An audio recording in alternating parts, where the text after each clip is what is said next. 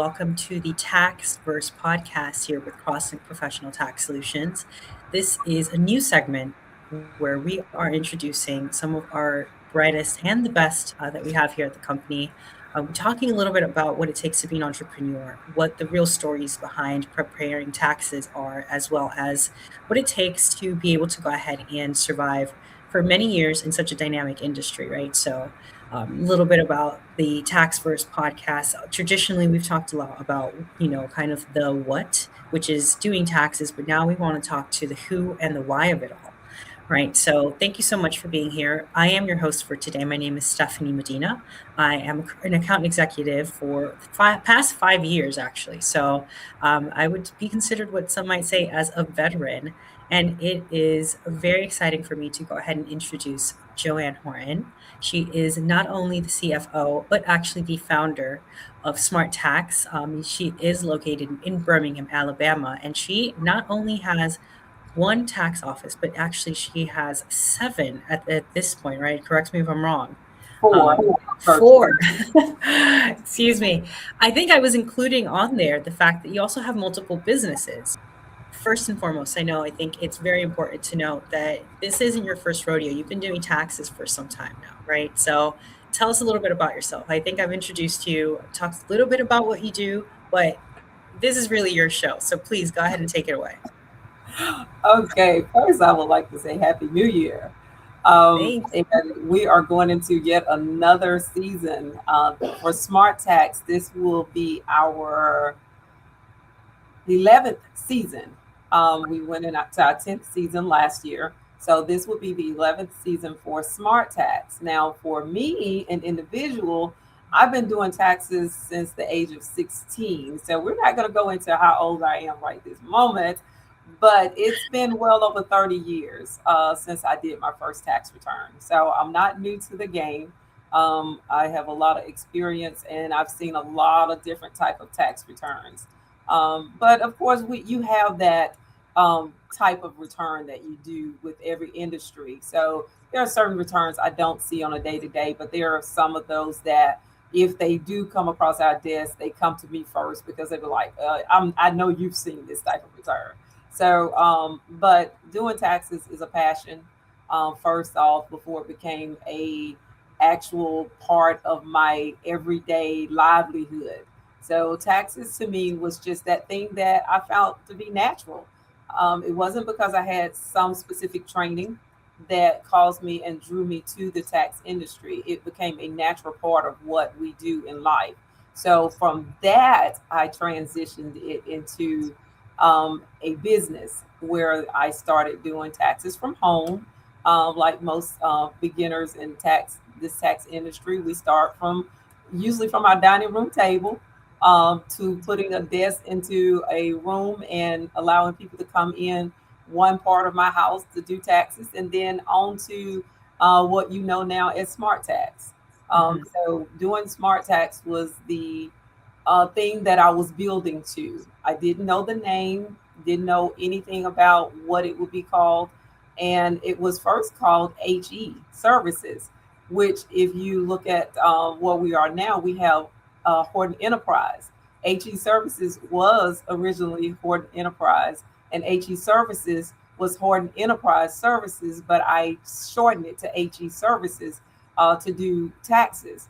And I wanted Horton Enterprise to be a part of the name of our enterprise. That's basically it. So the corporation of the business. So now we have Horton Enterprise as one of the standing names of our company, and we're doing business as Smartaxx, and we're doing business as HE Studios.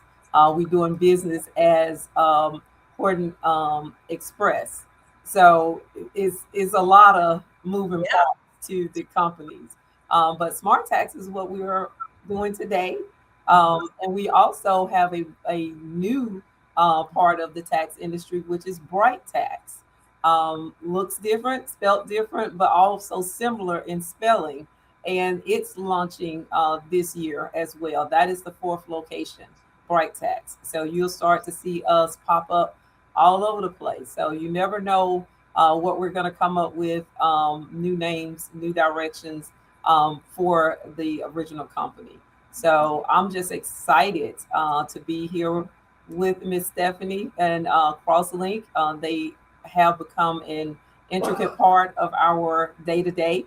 And so we are continuing on with CrossLink as one of our major companies, software companies for our businesses.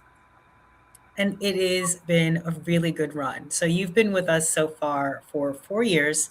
It has been an amazing time. I know that we started off where, the conversation really was, hey, let's go ahead and upgrade our software. Let's talk about technology. Let's get excited about how we can go ahead and start really modernizing the tools that we have in our office. That was a conversation that we had many moons ago. But now we are here, right? We are at the point where you've already mentioned it. You have gone doing taxes for a while. We don't have to necessarily get into the exact dates or nitty gritties of it all, but you really understand this industry from the perspective of someone who probably didn't have all of this technology available. So I do want to touch on that a little bit. So, what was your experience as someone who started at 16, right? You mentioned it yourself, like, and then eventually you had to start adopting new tools to Yeah. kind of become a little bit more advanced. Break down that landscape for me a little bit. How has that experience been throughout these years? Okay, so now I'm about to kind of reveal a lot about my age. When we got the books in the mail from the IRS, when Okay. you got a W-2 that was sent to the IRS instantly sent you a book. If you didn't get the book at your house, you go to the library and get the book, or the post office and get the book.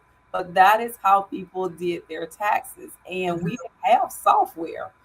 We had handwritten returns. And I started out doing the 1040 EZ. So if you don't know what the 1040 EZ, that also tells my age, because we had the 1040A, we had the 1040 EZ, we had the 1040 regular 1040, and people would use the terms long form, short form. So a lot of times people had the long form if they had children and other little things on the return. Short form was what I did. I did my 1040 EZ, and that was pretty much the long form. I mean the short form. So I just had me, and I had a little bitty job with one little W-2, or sometimes multiple W-2s, because I was roughly a teenager then, and I worked, a couple of little jobs starting out. And Mhm. then as I got married, which I did get married early, and so at 18 I was married. So now it was my W-2 and my husband's W-2. And then at 19 we added on children, well, one child, and then it started kind of building up on that too. So but then over in I don't even remember when software actually started being a prominent part of taxes, because for a while I kind of stepped away from it, but I would still personally do my return. I did find software online where you would go in and just kind of do it like you're doing it yourself. And then later on, now keep in mind, when we were doing taxes way back when, we used our social. And then the IRS at some point came up with the P10s. The P10 was to protect our socials. So we did the P10s eventually. I remember taking a course probably over in the 2000s, and did this course where the IRS, I did a training, and that's what kind of brought me back into doing taxes again. And that was like 2005, 6, 7, somewhere in that vicinity. I Okay. did the course with the IRS, and we were doing taxes for free. It was a community thing. And at that time, that's when I was introduced to the P10s. Got the P10, it was free. And I did the P10, and I would put that on the tax return. And I was introduced to, I think it was TaxWise, something like that. That version has been around so long. So I believe There's that's some what the around, IRS used. honestly. Yeah. And so I learned software. That was the first experience with the software. And from there, I experimented with several different softwares, and found, just out there just doing things. And the IRS came up with their software online version, and you could do simple returns through the IRS. And it was designed for people to do their own returns, but people are kind of scared when it's time to do tax returns. They do Oh, rely on the professionals. That's why, as tax professionals, we need to yeah. be knowledgeable, we need to be caring, we need Mm, to be we need to advise our clients, we need to teach them mhm. what to do and what not to do. A lot of times that's why people are so afraid of doing taxes, because they don't know, or they haven't had someone to guide them, let them know this is what your income is. This is what they mean about adjusted gross income. This is what it Yeah. means, and this is why you need to pay your taxes, because this is what your refund is. Because I can pull your refund if you paid some taxes, but zero from zero is zero. So a lot of times our clients don't understand why their refunds are so low, or why they actually owe taxes. So going through all the different changes of getting doing returns by hand, and I am still a believer that every tax preparer needs to know how to do returns by hand. Because what Mhm. if your software goes down? Or even explaining the 1040 to the client, if you don't know how to do a natural return, software to me is just a tool. It is not taxes. If you don't know taxes, then you're only a data entry clerk. So anybody can learn a Mhm. software and enter the data as it tells you how to enter it. But knowing how to explain the 1040 is where the knowledge of being a tax professional comes in, because you should be able to teach your client and talk to your client about their tax return from top to bottom. This is where Mhm. this goes. This is what this is. And this is down here where you get your refund. But if you didn't get that refund, let's skip down to this last line. This is how much you owe. So when we're looking at software, we see green, red, and different things like that. But it helps us guide ourselves through the process of the return. And I do like software for that reason, that it does guide our professionals through the return and help them not to miss forms. Because for me to have to remember every form that goes with every return, that's a lot when you're doing a lot of returns. So software helps us in the fact of being able to minimize our time with figuring out what forms we need, because it automatically generates the forms for us, and it helps us not to miss those very important forms that you need to have. So it sounds, I mean, just kind of listening to everything you said, you've started and you've seen the change of pace as to how technology has been implemented. You've been doing this by hand. Then suddenly, then the PTINs were introduced. Okay, so now we have a connection here where you can identify the preparer. It's not necessarily everything being manually sent. There's an electronic component to this. And then all of a sudden, we have actual tax software that's allowing you to facilitate that. Even the IRS wants in, right? And so throughout your years of doing tax returns, you've had experience using multiple different platforms. Mhm. But I think you and I could both argue that having done it the old school way, right? Having the foundation of really understanding the why has helped you pretty much create an edge, a competitive edge against some of your other competitors, maybe some people that might be trying to get into this industry and saying, hey, we can go ahead and help out these customers, but can they do it as well as you? I definitely can see that. I really liked when you were mentioning, obviously, like the educational bit, and I want to get back to that. But one of the things that really I was having a little bit of a question is too, you have the edge of your knowledge, your years of experience. Clearly, you've tried out multiple different softwares. Why did you end up with CrossLink, right? Because I think you and I have had these conversations before. But you're a tough cookie, Joann. You don't say yes very easily to things, but you said yes to this. And I want to hear it right here, right now on the podcast. Why did you say yes? It was not an easy transition to go online. There are Yeah. so many different components with being online versus having desktop, but it was so many disadvantages Mm, for having desktop. Desktop, if I wasn't on that computer, I couldn't see that return, but I could push the return to another office. there were times that we had to have the log me in type things where Yeah. I could be in Birmingham and I would have to do a log me in to a computer over in Jasper or the computer Yeah. across town. So having desktop was becoming a disadvantage. And when we transitioned to online, which was through the other company, and we didn't know in 2019 what 2020 was going to hold. Mm. Okay. So we Yeah. transitioned from desktop and all the things that came along with desktop. And we had to write a lot of stuff with desktop software. Then we went to online, and right in smack dab of March, we went to COVID shutdown. So I was so glad at that particular time. And like I said, I'm not an easy cookie to go to another um, way of doing things. I fought them against online. But that particular day in November, my mind said, say yes.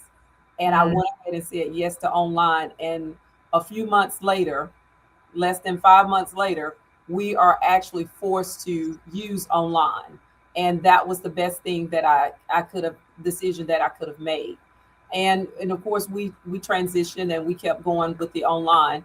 And then a few years ago, it was introduced to me with CrossLink. Now I had been introduced to CrossLink before, and I didn't find the simplicity that I needed for other preparers.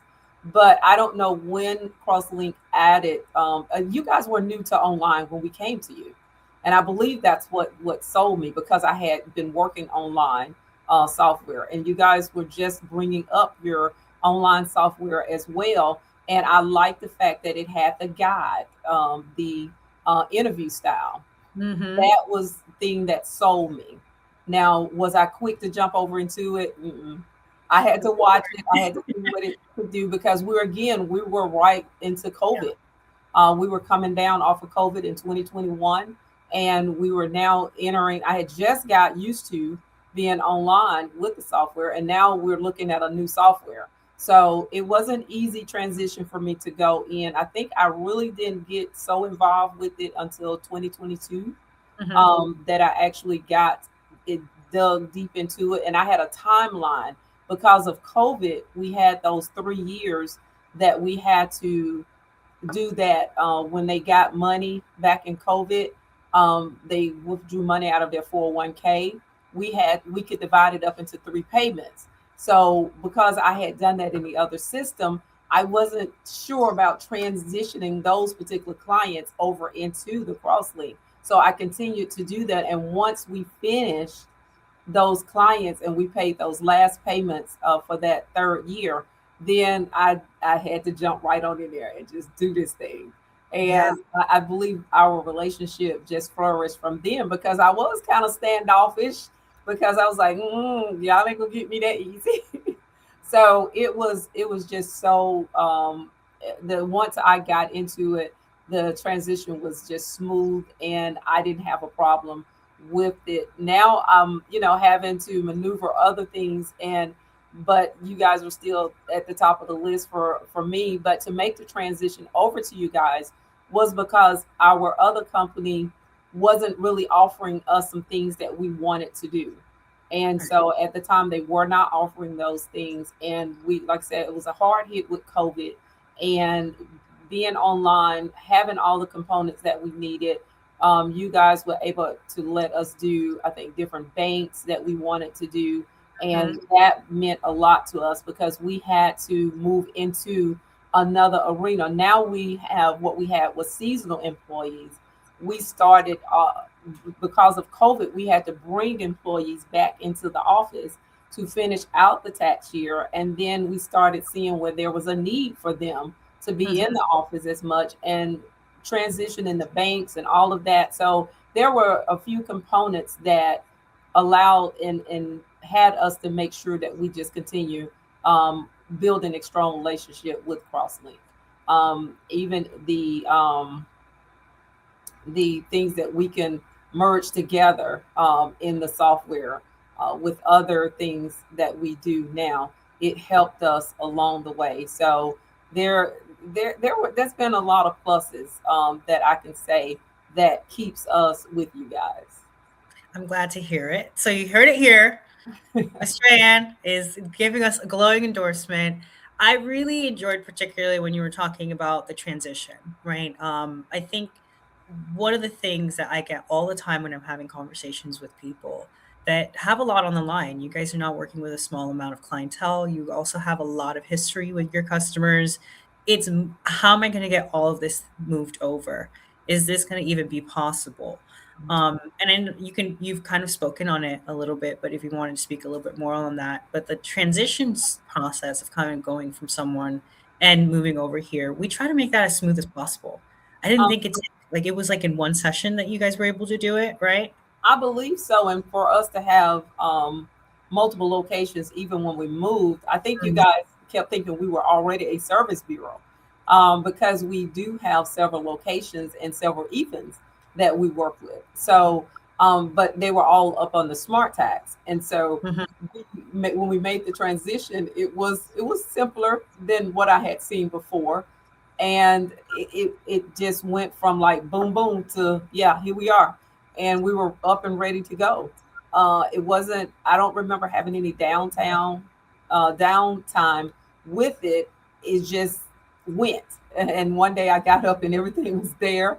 And I still take control of the software, adding preparers, removing preparers, making sure that Mhm. things are working with the software as it should. I have hiccups from time to time, and some of those things are addressed, and but we have to maneuver when we have to. So I wouldn't tell anybody that all that software is flawless. You're No. still Yeah. dealing with the component of man entering data, and because of that, you're always going. Even with AI stuff, it's not with all the talk of AI and it's better and it's that's still somebody behind it moving controls. So the AI didn't create itself. Somebody created it.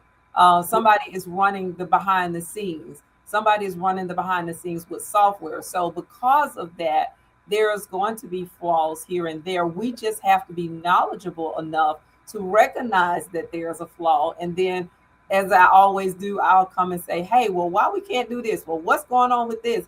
And sometimes people make you feel like, "Well, you weren't really able to do that, were you?" Yes, I was able to do that. I saw that. And so we go ahead and we make the transition on the different things that we have to make it in. So I understand that component about software. So it's not a perfect relationship. It's a relationship like any other relationship. You got to keep working at it until you get it to do what it needs to do. Communication is key, though. Right. Yeah, I really actually appreciate that you bring that up, right? Because I think one of the things that oftentimes happen is if something is going on, whether regardless of whether it's software, it's your rep, or any relationship ever, it's that open communication of being like, hey, I need your help, or hey, these are some of the things that I'm concerned about. And we've always had that. We've had that since the beginning of like, hey, like let's have this conversation now so that later down the line, we don't have to deal with it later. But Right. speaking about people, you run a pretty large organization, Yes. right? You not only have the tax business, but you also have an entertainment business and you also are in real estate. You're a woman wearing many, many hats. How t- how do you manage all of this? Because right now you are a multi hyphenate. You're a serial entrepreneur, people would say, right? Yes, and I started hearing that word a couple of years ago, serial entrepreneur. And I'm like, Mhm. I'm just an entrepreneur. But what it is that we don't go and work a regular job. We find other ways to invest our resources into other projects. The good thing that, and one of the things that I love about taxes is because it's seasonal. I tell everybody 14 and a half weeks and you're out the door. So that is basically true.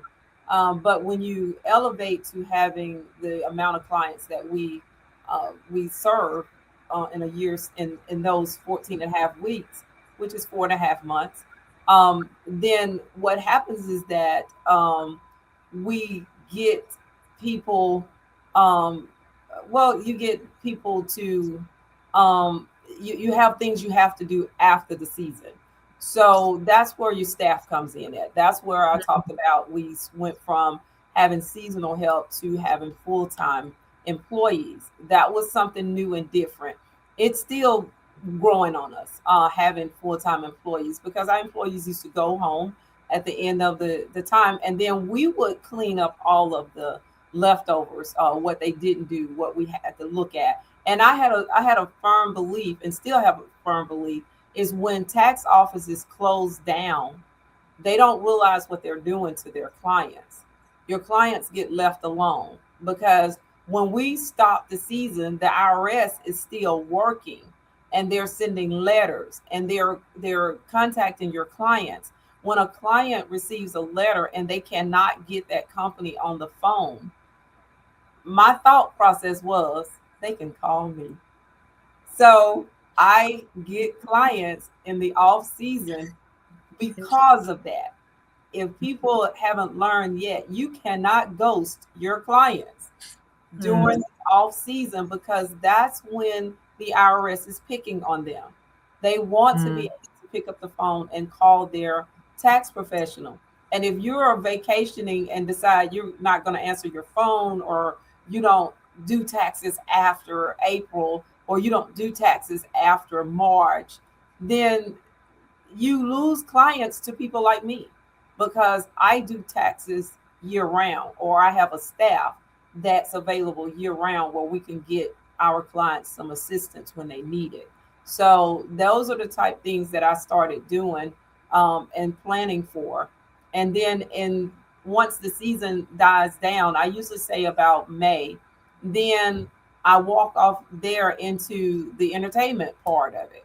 That was my agenda in 2025. I got involved into our entertainment business, which allows people to come and have events at our building. So I got deep into that and started pushing events and things of that nature for clients, and just had fun with it. yeah. And usually we would be running the trucking company alongside of it, during the tax season, but we kind of settled that down a little bit, and we're going to get it back up and running now. As serial entrepreneurs, we have invested in real estate. At this point, we were just kind of doing the investment side and not the actual going in and making houses, flipping them and things like that. But that is something that I'm pursuing in the upcoming year, well, in 2026. So that is something that I am really looking to do, to go ahead and start flipping, getting houses ready for renting, things of that nature. So I'm really going to do a deep dive into that this summer. I don't know how traveling is going to look this year, but I had made it my business the last couple of years to do overseas traveling and things like that. But I want to put a little bit more into my portfolio as a serial entrepreneur, and just so that when retirement comes around for little old me, I would be ready to just step away and things would still flow. Yeah, that makes sense. So that's actually really interesting, right? Because I'm just kind of thinking of the fact that I speak with business owners all the time, not just yourself, obviously. And one of the things that I constantly hear when you're online, whether you're talking to people, when you're networking, is focus. Follow one course until successful. Just focus on one thing, your one thing, and you're kind of proving that you can have your cake and maybe even eat it too, right? Like, but I don't know, maybe not. Like, because I know you were doing taxes really for such a long segment, and then once you really had that down, that's when you started branching off, from what my understanding. So, like, it's kind of interesting hearing you say, like, okay, I do all of these things. At what point was it that you felt my business is really running itself, and I can get into some of these extra interests of mine? Well, one of the first things that was told to me when I brought the idea of Smartaxx, And Mm. I'm a firm believer. I am. I speak with my pastor when I'm making major decisions. And the one of the pieces of advice that I left with from him, and I stick with today, is do one thing and do it well Mm. before you start branching out. So it was many years before I branched out to something else because keep in mind we had our first season in 16. Um, for those that don't know me, that was the first season of us doing Smartaxx. And mid-year, after the season was over, I was diagnosed with triple negative breast cancer. So coming back into our second season as Smartaxx, I was on chemo. So I went through 2017 doing chemo, had a mastectomy, had radiation, and came off that year. And then we that was 17, 18. I went back on chemo the latter part of 17, came off in 18 again just to clear up some things that the doctors were seeing. So we got through 18 and people sitting in front of me didn't know the difference. That was the thing that I took away from all of that. I went to chemo Mm. every Thursday during the tax season. I didn't even finish chemo until April, May, somewhere. It had 24 sessions. So I went through chemo every week and I sat in front of my clients. That was the only day that I didn't sit in front of clients on a Thursday. And Wow. I sat in front of clients. I had lost my hair. I was wearing cute little caps. Then I transitioned to these cute little wigs. And then one day I got up in April and went to work and I just like pulled it all off and I sat there with no hair. So it was just a whole transitioning for me, but the business Mm. never stopped. We were able to continue to grow the business. And one of the next things that my pastor told me, he said, you're going to have to learn to duplicate yourself. And Mm. that's what we started looking at. And I met a young lady that came into my office to work. And when I say today, if I need someone trained, if I need someone to think like me, when it comes down to handling our clients, she is that. And she does things the way that I like for them to be done. And she adds her own twist to it. And Mm. I've seen that through her development that now she's developing other preparers on my behalf. And it helps a whole lot. She can answer questions. So now I can feel comfortable in doing some of the things that I personally want to do. Mhm. So, but I'm still here to do taxes. That's not going to change today. But I want to get several of those people and teach them and train them and have them to grow their businesses um, on a day-to-day basis so that I can start pushing back where I can say, no, I'm not taking new clients anymore. I'm just going to handle these clients. And these are the ones that I'm going to concentrate on because I want them to grow. I want them to be Mhm. successful in the industry. And that's where the service bureau piece is really going to become a very real thing for me. Yeah. So you've mentioned it several times, even in the conversation we've been having here. Education is clearly very important to you, right? So educating not only yourself, really understanding how things work, why they're done that way, but now actually paying it forward and passing this down. So being a mentor and guiding other people into doing this, it sounds like it's very, very important to you. It is. I also know, I happen to know, right, that you've not only taught yourself and now your mentee how to do this, but you also work alongside your son, Jason, Yes. who's been handling kind of like making sure that all the operations are taken care of, and your daughter-in-law as well. So this is truly a family affair. You've not done it once, you've not duplicated yourself just once. You've done it at least 3 times where people can kind of step in and run this while you're essentially taking 6 months out of the year to go ahead and do chemo, but you still didn't actually step away. So, I mean, that's pretty incredible. I mean, one of the things that I was like very interested in really talking about here with you today too, is just like that concept of, okay, I learned how to do this myself, but to be a leader, you actually have to be able to go ahead and help other people build themselves up and step into the roles that you feel like they might actually be the most confident in. How do you identify that in people? How do you see who's going to actually be a good fit for them to be able to take on that task? Well, the person has to be teachable.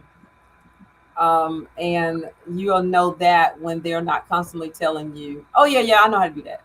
I know how to do Mm, that. I can do that.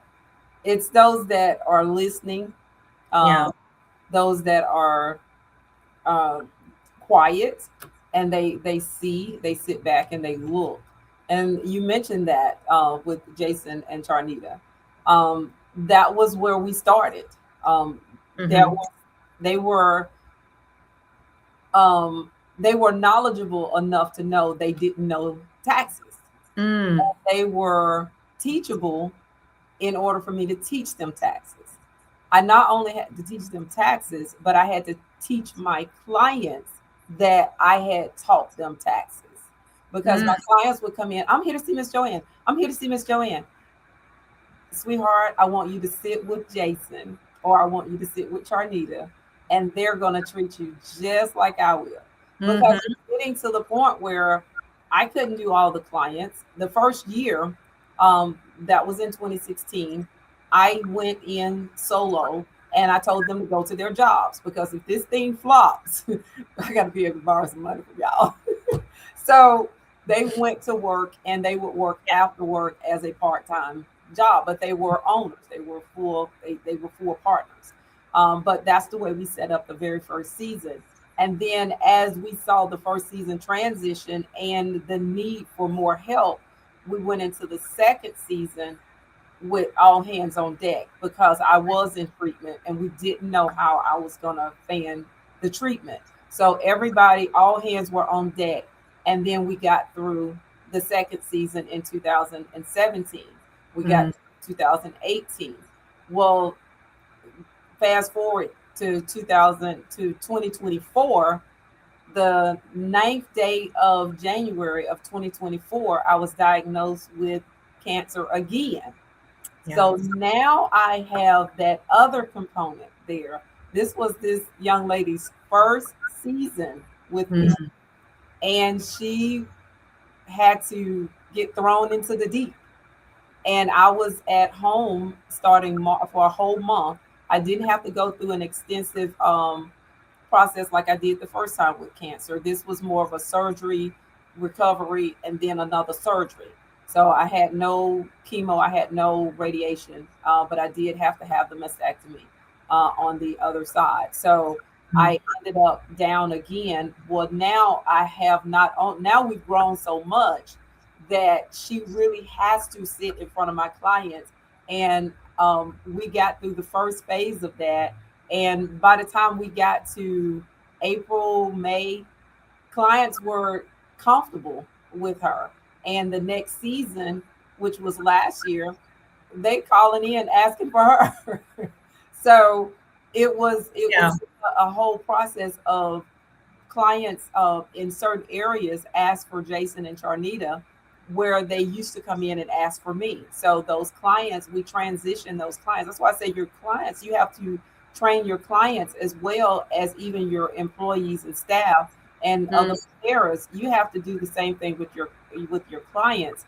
I learned that early on that clients, they follow preparers, and I have to make it mm, comfortable for them to go to one of my preparers that I've taught how to be in this industry. So that's where we did with the company. As like you said, I didn't even think about them as training them. But yes, Charnita, when she came in, she knew nothing about taxes. Jason, he was in accounting, but accounting, and I learned it from him. They only have one class that's taxes, so it was mhm, him as well. He knew a lot of corporate side, and that helped our business a lot. But to train him on the individual taxes and to eventually train Charnita, and it was several years that she didn't really do taxes. She helped us with operations and HR and things of that nature. And then after the children, she got more into taxes and, just has flourished from there. So, yes, the first training did come with those two, and then eventually duplicated myself with a young lady who can actually step into my shoes and perform and do what I do on a day to day. She's over in my first office right now working, and I'm able to sit here and do this. But I still, of course, do taxes. I have a client today, so we just do what we have to do. And even if I have to do them virtual, I Mhm. love the virtual piece. That is one of the reasons why the online services is so good, because I can be at home and I can still see what's going on in the company. Oh yeah, That I love that that. was a very good piece for me. So we are able to still, when I was in recovery, I was able to go in the days that I needed to, and I can still look and see. When I was in recovery and I felt like I wanted to get up and visit Mm. a client, we could visit virtually, and I was able to check returns. I was able to help out as much because I wasn't really down. It was just that because of the surgery I couldn't go anywhere, and they Yeah. were moving around so much. But the thing about it, I was able to set up a home office because of the online piece, and CrossLink has been an intricate part of making sure we're even when we're on vacation, we can still tune in. I So get those texts, uh, so I believe it. careful when we're overseas. Yeah. So, the thing about it, we can still tap in, and the online piece is worked. It has been phenomenal with the business, and like I said, we've grown by leaps and bounds with using the new system. And it gave us it just like it broadened what we were doing. Yeah. Um, quick, fast. It was just like boom. We were able to just keep the clients going. And a lot of my preparers do love the CrossLink piece, working in the software. It's not challenging for them. It helps them follow a flow.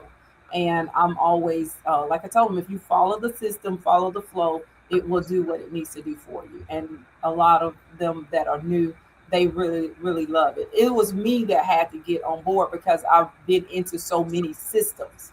Yeah. So just transitioning from one system that I had been using for years and years, then now get into something new. It was a little harder for me, but it was easier for them because they hadn't seen what I see. So that was the thing. But as I've gotten deep into it, I love it more and more each day. I could end the podcast right here. We're done. I've got everything I needed. Unfortunately for you, that is not quite the end.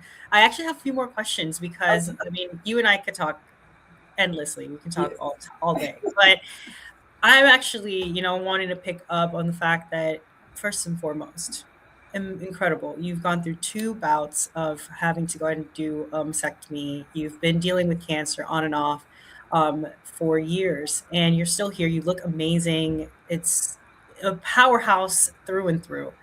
You've learned how to delegate. You've trained your team to be able to go ahead and run like a well-oiled machine.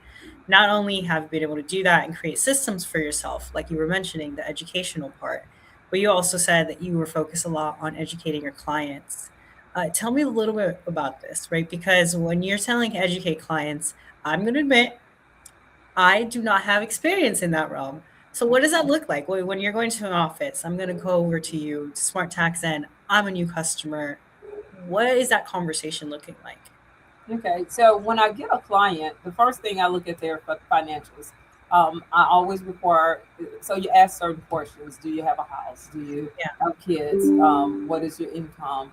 Of course, they bring their W-2s, 1099s. I always ask people, did you pull money from your 401k? And are you paying it back through a loan, or should you be receiving? If they say they didn't pay it back, then I say you should be receiving a 1099-R.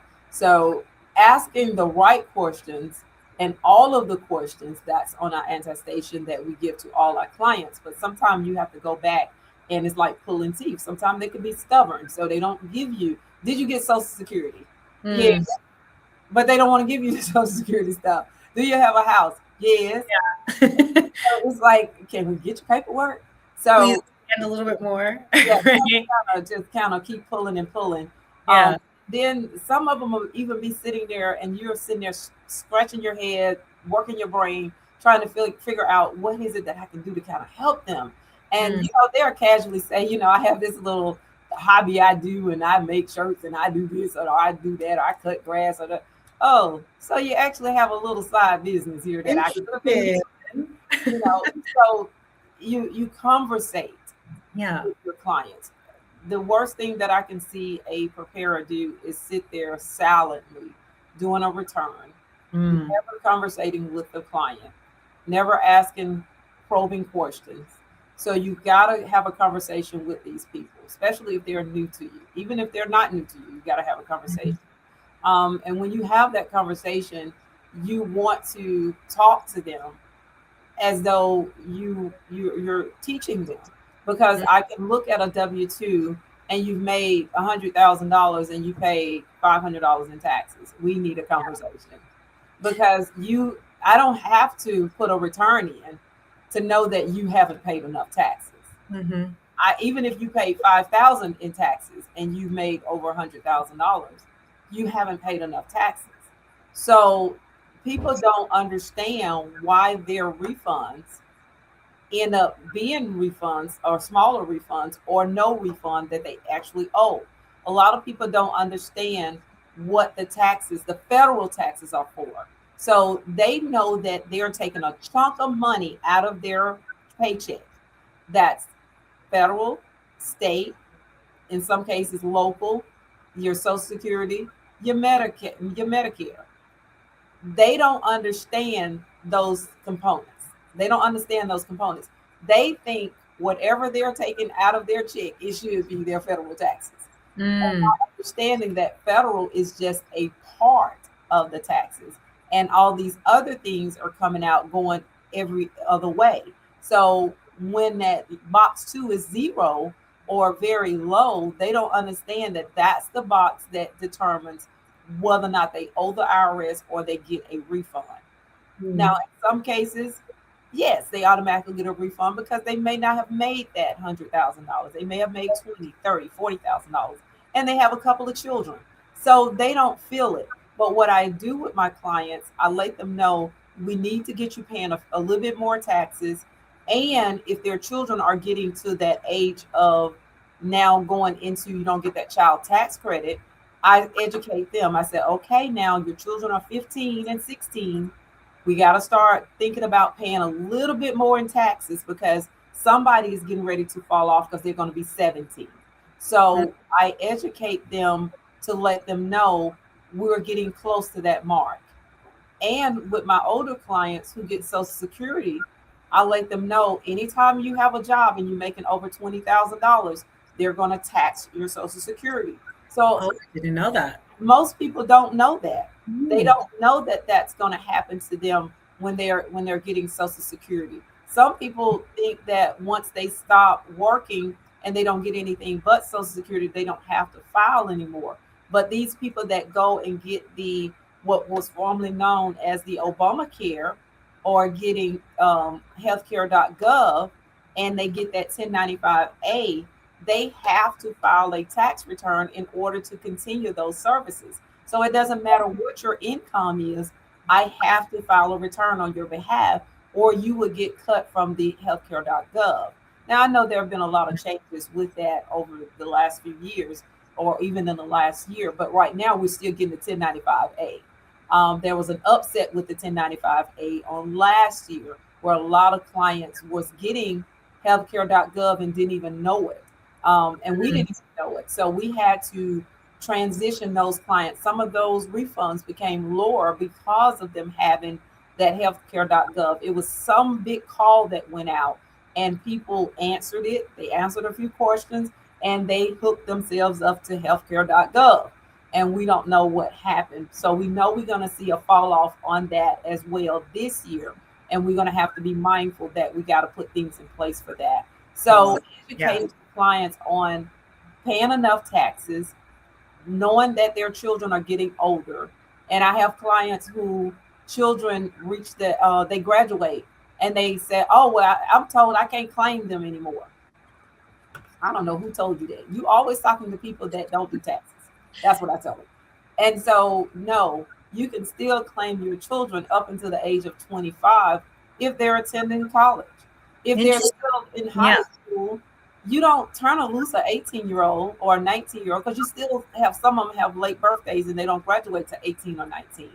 Or it could have been other circumstances. You still claim your children because they're still living in your house. You don't get the $2,000 or whatever it is now that goes along with the child tax credit, but you do get a dependent credit for them. So still claim your children, and you can still get earned income credit for them if your income allows for it. So a lot of times people listen to the street conversations and the mama nims, and they stop claiming their children. Then these children can't claim anything outside of just themselves. And if they work, they get what they put into it. So I tell them you can still claim your children, bring their W-2s with you, and I will file them for free because you are claiming them and they're going to get the same money. If they don't have a child to put on that return, they're going to get the same money if you claim them or if you don't claim them. Now, if they are making over 15,000, I want to look at that first before we claim them because we don't want you to cause your child to have to pay taxes because they didn't pay enough taxes. Because keep in mind, generation after generation, people do the same thing. If mama didn't pay taxes, then Oh, she kind of teaches her child, oh, go exempt. Well, no, that's the wrong thing for your child because it's only your child. Now, when they didn't pay that federal taxes, I've seen those children owe taxes. So I teach them to teach their children. Tell them to single and zero. You so do it's a multi-generational process at this right point. at this point because I do families, I do the parents, and then the children go off and get married or go to college. I will Hmm. do children, and I see people until the age of retirement where I don't do them anymore. And I do families, mothers, sisters, brothers, in-laws. So I may do a whole family of people. They bring their Mhm. cousins, their aunts, their friends. So everybody, it becomes a whole family that I'm doing. So I educate them so that they can educate each other and have the right information instead of the misinformation that comes out a lot of times from people. And the more that they can believe in you and confide in you, and obviously you know all of their stories, the more likely it is that they're going to come back. It Yeah, just it makes sense because you're dealing with everybody's grandma, their mom, their dad, their brother, their sister, and then it just makes sense to kind of come back to the person that you know, the yeah. person that you trust. Yeah. Retention is a thing that you want in your company. You don't Mm. want to have to always get new clients. You want new clients. That's a thing that's going to happen. New clients are going to come in, but retention is the thing you want that's important because you want to do returns from year to year the same people because you get to know them, they know you, and they trust you, and that keeps everybody going. And you can follow what's happening to their returns. I've had people to, oh, I decided to go over here, and then they came back. Don't let me go nowhere else. So it'd be like Yeah. you're like, yeah, you stepped out on me, but hey, that's okay. We'll get you back together. Yeah. It's like having that conversation of like, this is really like, I really understand your situation. I can do the best thing for you. Yes, And that allows that kind of like stickiness. I like to say, I don't really know the best word for it, but it's just like that consistency of like, oh, I feel like I can always come back to this person because they truly get what I'm trying to achieve here. I love that. So I think we've kind of covered a lot. I really kind of, in the midst of this conversation, one thing has really stood out to me, and it is your tenacity, right? From starting as someone at 16, kind of doing something that no one's really ever done before. Explain. You even mentioned it yourself. You kind of picked it up, and it felt easy for you, but it does take a certain level of tenacity or grit to go and say, "All right, I do this thing, and now I'm actually going to start a business." yes, Right. And then not only start that business, but to grow that business, train other people how to do it, and then start other businesses, all while also dealing with a very serious cancer diagnosis. So I think, first of all of the awards to you. Like, let us just say thank goodness for that. It's incredible. Yes. I want to kind of wrap things up with your thoughts on what does it take to be an entrepreneur? Like, what are a few qualities? As you can list out at least like 3 qualities of what you think it would take for someone to make it now in this industry, or as an entrepreneur in this world, particularly in the tax industry on Um, this day and age. One thing is determination. Mm, Um, because I said to myself, when I get 100 clients, I'm going to go into the brick and mortar. So you got to set a goal and you got to be determined to reach that goal.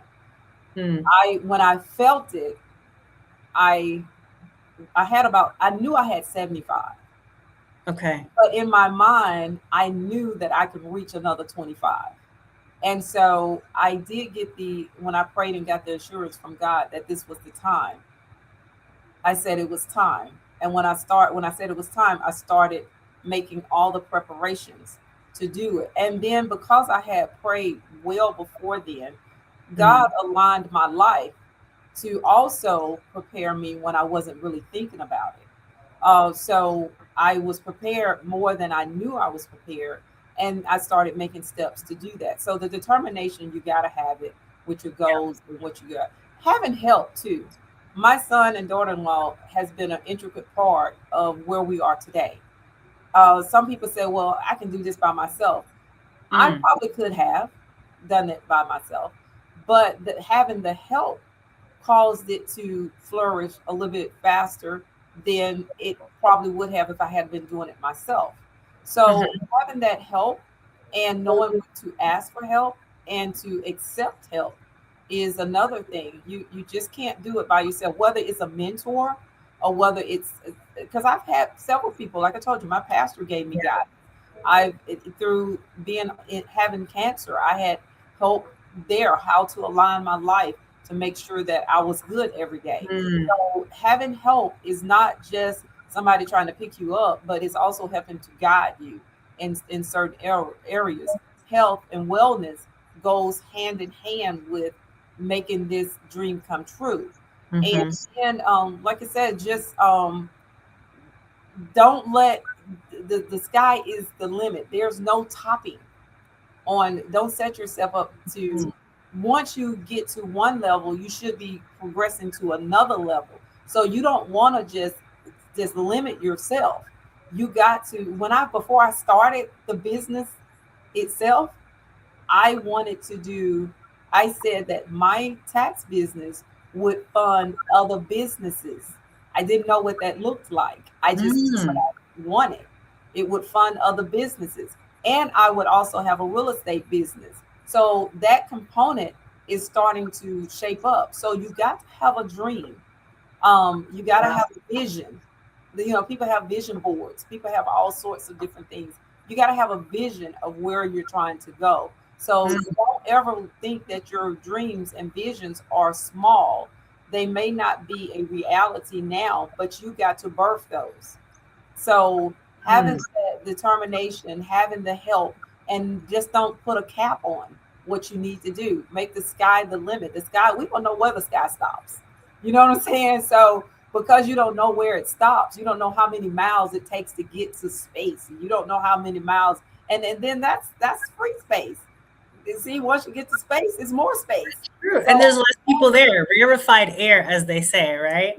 So So, you gotta not put a limit to yourself. Don't limit yourself on what you mhm, can do.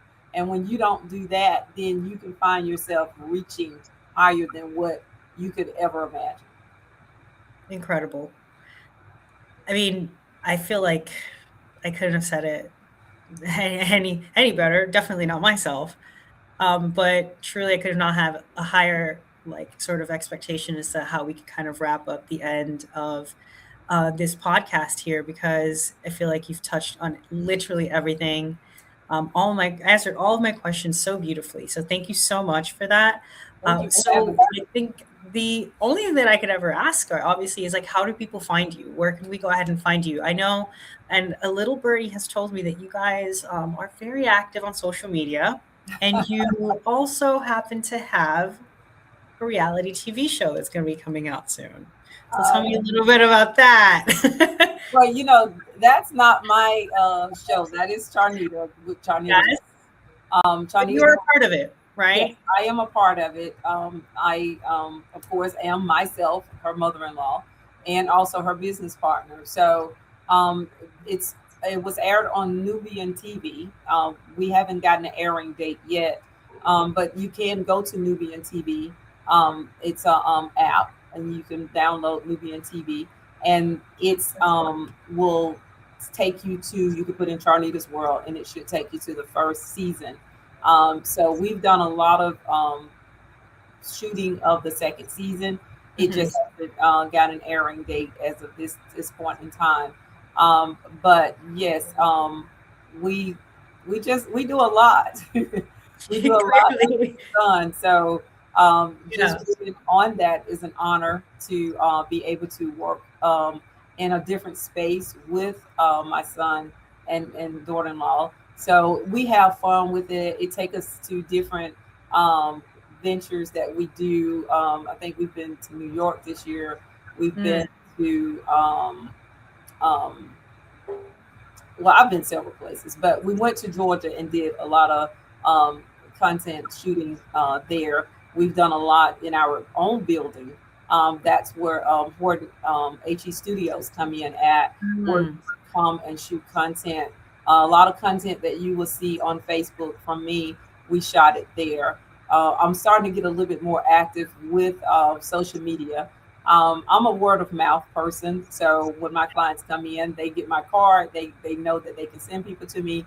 But the social media piece is the thing that's growing. The thing that people look at. They look at social media, and most people believe everything about it. So we do a lot of advertising with Smartaxx, Charnita's World, Ford Enterprises. You see us on the Facebook media, Instagram, and the other. I don't know all social media platforms and all that, but you could see us. You could find us up under smartaxx.com. That's SMARTAXX, one T, two X's, with Smartaxx. And once you go to our website, you're able to visit us virtually. People think because we're in the state of Alabama, we do people in California, Texas, Arizona, New York. No, I don't have anybody in New York yet. Not right now. I had somebody in New York, but Virginia, uh, DC, Yeah. Tennessee, Florida, Georgia. We have people Yeah. all over the United States that we are doing their taxes, and we use the virtual piece. This year, I believe we're coming out where we can do a face-to-face virtual as opposed to just you sending it in and we getting Mm. your I have you do a selfie so that I can compare it against your driver's license. So now we're going to be able to shoot a link and you can actually talk to me virtually. We can do face to face, and then I will be able to do your taxes. So we are opening up more and more avenues to get people on board and be able to make them feel comfortable, and us as well feel comfortable preparing taxes for people that we Mhm. can actually look at. So Yeah. social media is growing in all aspects of our lives, and so we are taking advantage of that component as well. We are going to go ahead and make sure to link all of your information when we post this. So you don't have to worry about that because we want people to find you, we want people to hear your story. Again, thank you so much for doing this, for being here. And thank everyone for listening. I mean, this the first episode. Definitely is not going to be the last. Mr. Ann, you have done me the great honor of being the first guest on this segment. So again, I want to go ahead and appreciate you for being here, for sharing your story, and obviously, all sharing really just great advice for people that are looking to get into it, what it takes to grow a team, what it takes to really delegate, how to have the mindset of that, and things to consider before kind of going into different sectors, and just your incredible journey of handling all of this with grace. So I'm so glad that we did this. And I'm excited for us to be able to go ahead and see you guys on the new season of Sharnita's World as well. So selfishly, I'm glad that you shared the information for that. With that, we are going to go ahead and end this episode. So find us. You can go ahead and find us on Instagram with CrossLink Tax. You can also go ahead and find us on LinkedIn. We also have a YouTube channel with a lot of great information, and you can go to our website as well, crosslinktax.com. You can find me at Steffany_crosslink, and that's Stephanie with 2 F's and a Y at the end. So check me out, and I am excited for us to go ahead and do this again. This podcast is for informational and entertainment purposes only and does not constitute tax, legal, or other professional advice. To view our full disclaimer, click the link in the description or go to crosslinktax.com/podcast.